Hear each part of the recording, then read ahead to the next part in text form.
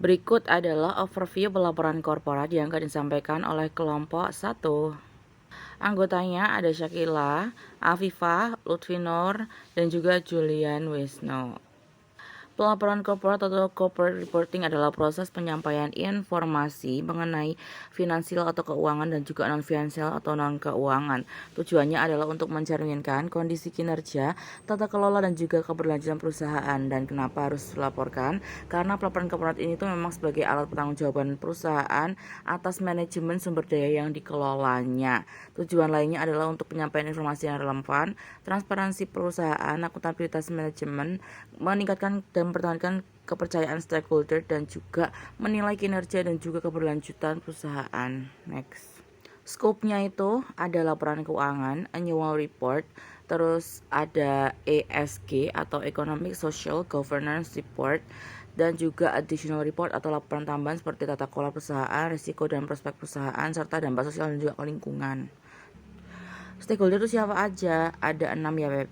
Ada investor, kreditur, regulator, employers, masyarakat, dan juga government itu yang akan menerima informasi. Kemudian karakter informasinya itu ya harus relevan, haruslah andal, dapat dibandingkan dengan laporan sebelumnya dan juga laporan yang akan datang. Yang berikutnya itu tepat waktu dalam rilisnya dan dapat dipahami. Selanjutnya yaitu tujuan laporan korporat. Tujuan utama pelaporan korporat adalah memastikan transparansi, akuntabilitas, dan kepercayaan dalam proses operasi perusahaan. Secara spesifik, tujuannya meliputi yang pertama transparansi dan akuntabilitas, yaitu memberikan gambaran yang jelas tentang kinerja keuangan, operasional, dan risiko perusahaan.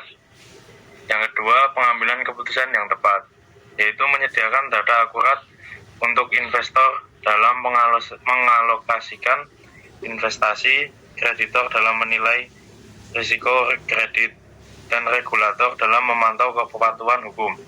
Yang ketiga yaitu kepatuhan hukum dan regulasi, memenuhi persyaratan hukum seperti pelaporan kepada otoritas seperti OJK di Indonesia untuk menghindari sanksi dan memastikan operasi yang sah. Yang keempat yaitu meningkatkan kepercayaan dan reputasi, adalah untuk mendorong kepercayaan pasar dengan menunjukkan komitmen terhadap etika bisnis, keberlanjutan, dan tanggung jawab sosial yang pada akhirnya dapat meningkatkan nilai perusahaan. Selanjutnya, fungsi pelaporan korporat. Fungsi pelaporan korporat adalah peran faktis yang dimainkan dalam ekosistem bisnis, melibatkan pengumpulan analisis dan diseminasi informasi untuk berbagai keperluan.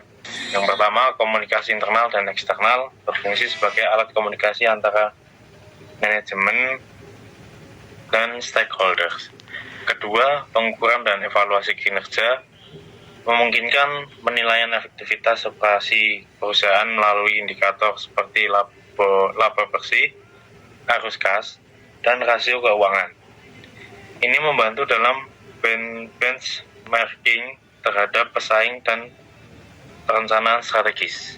Yang ketiga adalah pengelolaan risiko dan pengawasan, mengidentifikasi risiko potensial seperti risiko keuangan atau lingkungan, dan langkah mitigasinya sehingga mendukung pengawasan oleh dewan direksi atau auditor eksternal. Yang keempat, dukungan untuk pengembangan keberlanjutan. Dalam pelaporan keberlanjutan atau sustainability reporting, fungsinya adalah melaporkan dampak lingkungan, sosial, dan tata kelola atau ESG. Yang penting untuk investasi hijau atau kepatuhan terhadap standar global seperti GRI atau Global Reporting Initiative. Selanjutnya, bagian ini saya akan membahas tentang stakeholder dalam pelaporan korporat. Pertama, kita pahami dulu pengertiannya. Jadi, stakeholder adalah pihak-pihak yang memiliki kepentingan terhadap perusahaan, baik berada di dalam perusahaan maupun di luar perusahaan. Mereka membutuhkan informasi perusahaan untuk berbagai tujuan, misalnya untuk pengambilan keputusan, evaluasi kinerja, atau menilai kondisi perusahaan. Dalam pelaporan korporat, stakeholder ini sangat penting karena laporan yang dibuat perusahaan pada dasarnya ditujukan untuk mereka sebagai pengguna informasi. Selanjutnya, stakeholder dapat dibagi menjadi dua kelompok besar, yaitu stakeholder internal dan stakeholder eksternal. Stakeholder internal adalah pihak yang berada di dalam perusahaan seperti manajemen, direksi, komisaris, dan karyawan. Mereka biasanya menggunakan laporan untuk menilai kinerja, membantu perencanaan, dan pengambilan keputusan operasional maupun strategis. Sedangkan stakeholder eksternal adalah pihak di luar perusahaan seperti investor, kreditur, pemerintah, masyarakat, pemasok, dan pelanggan. Investor misalnya menggunakan laporan untuk melihat apakah perusahaan menguntungkan dan layak untuk investasi. Kreditur melihat kemampuan perusahaan membayar utang. Pemerintah melihat kepatuhan terhadap peraturan pajak, sedangkan masyarakat lebih melihat dampak sosial dan lingkungan dari kegiatan perusahaan. Kemudian, stakeholder juga memiliki peran penting dalam pelaporan korporat. Mereka bukan hanya sebagai pengguna informasi, tetapi juga mendorong perusahaan untuk lebih transparan dan akuntabel. Bahkan, stakeholder juga dapat mempengaruhi reputasi dan keberlanjutan perusahaan. Selain itu, kebutuhan informasi setiap stakeholder juga berbeda-beda. Tidak hanya informasi keuangan seperti laba dan arus kas, tetapi juga informasi non-keuangan, seperti tata kelola perusahaan, risiko, dan keberlanjutan. Oleh karena itu, pelaporan korporat saat ini berkembang tidak hanya berupa laporan keuangan, tetapi juga laporan keberlanjutan dan laporan terintegrasi. Sebagai kesimpulannya, stakeholder merupakan pihak yang sangat penting dalam pelaporan korporat, karena laporan perusahaan dibuat untuk memenuhi kebutuhan informasi mereka. Semakin baik perusahaan memenuhi kebutuhan informasi stakeholder, maka semakin tinggi tingkat transparansi dan kepercayaan terhadap perusahaan tersebut. Evolusi pelaporan korporat. Ada beberapa fase dari proses pelaporan korporat. Yang pertama, fase tradisional, yaitu pelaporan keuangan. Tujuannya itu memberikan informasi keuangan bagi para investor dan juga kreditur dan berbasis standar akuntansi, yaitu PSAK atau IFRS. Orientasinya itu pada profit dan juga kinerja finansial. Next. Fase kedua itu pengungkapan tambahan atau voluntary disclosure. Mengungkapkan apa saja. Yang pertama, risiko usaha, strategi bisnis, prospek masa depan, dan juga good corporate governance-nya.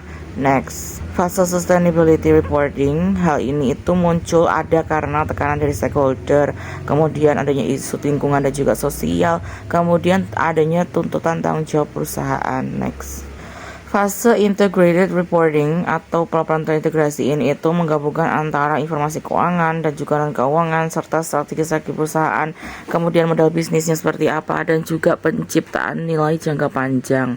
Next, fase ESG atau digital reporting. Perkembangan terbaru dari Indonesia dan juga dunia ini itu adanya environmental, social, dan juga governance atau ESG, real time reporting, digital disclosure, dan juga standar global berbasis sustainability atau ISSB dan sebagainya, seperti itu. Next, terima kasih untuk sudah menonton kepada Bapak dan juga sekalian. Terima kasih.